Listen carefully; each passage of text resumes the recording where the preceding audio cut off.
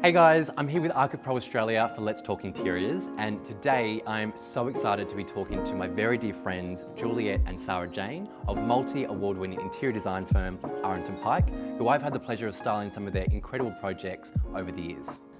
Hi. Hi. So obviously we've known each other for many years. Arent&Pyke has such a distinct style DNA. Did your individual styles, were they separate and then they came together to create this beautiful synergy that is now the Arent&Pyke style, or was that a good thing or a bad thing and it just worked, right? Yeah, I think naturally we're different people. We have slightly different styles. Yes.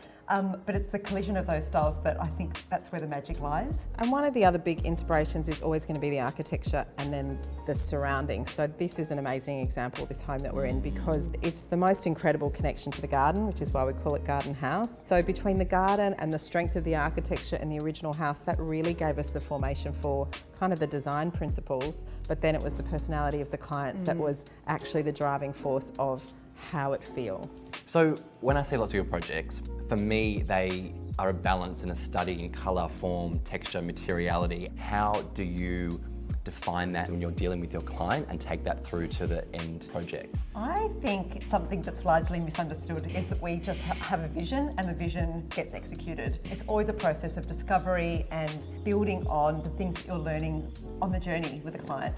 So yes, you'll start with materiality, you'll start with planning, you'll start with the basics, Yes. But then really you have to use your intuition as well as a designer and really kind of move through that process and then adapt along the way. We talk about the kind of alchemy of colour, light, form, volume, shape, materiality. All of those things are coming together. So I think it is always about bringing things together in that very precise way. Going back to the initial start of a project, I love a mood board. What tools do you use to create these projects and to create the inspiration? We love materials, so there's always that physical format, so you're always kind of holding and touching things and really starting to, squint and imagine the space made up of those materials. Yes. And then there's always lots of imagery, isn't there? So we do go to online platforms because we're trying to remember to look at things in their context, and I think sometimes digitally you can just be image-based. Social media is very just one image here and there, whereas when you're looking at a project and you're looking at its context, I think that's always more interesting.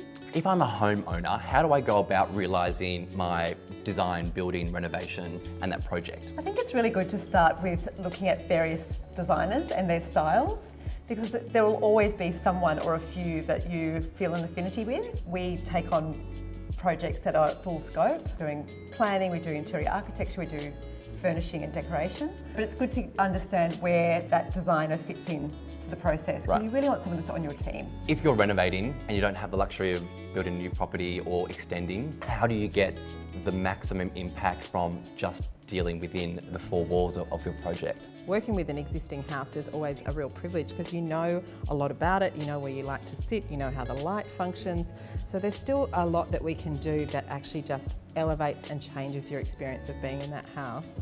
Yeah. And sometimes it's, we're doing space planning and moving walls and doing structural elements to the house. Right. Sometimes it's redoing a kitchen or a bathroom, and sometimes it's just furnishing. So I think all of those different stages can have lasting impact. But for us, it's always about something that feels timeless and long-lasting and never trend-driven. If I'm engaging you and I'm not sure where to start and how do I kick off this project, what is that initial process and do you sit down with them and how do you take that from inception to the final project? We usually meet with the owners at the property, and so they feel more comfortable in their own Yeah. space. So we're talking to them about how they like using the space, how they want to feel in the space. We're always talking about the functionality and how spaces can interact between one another. But we find in that situation they do feel more comfortable, and then we are able to talk about things that inspire them or things that they are drawn to or images that they've collected along the way that they can bring. We get a very good sense about a person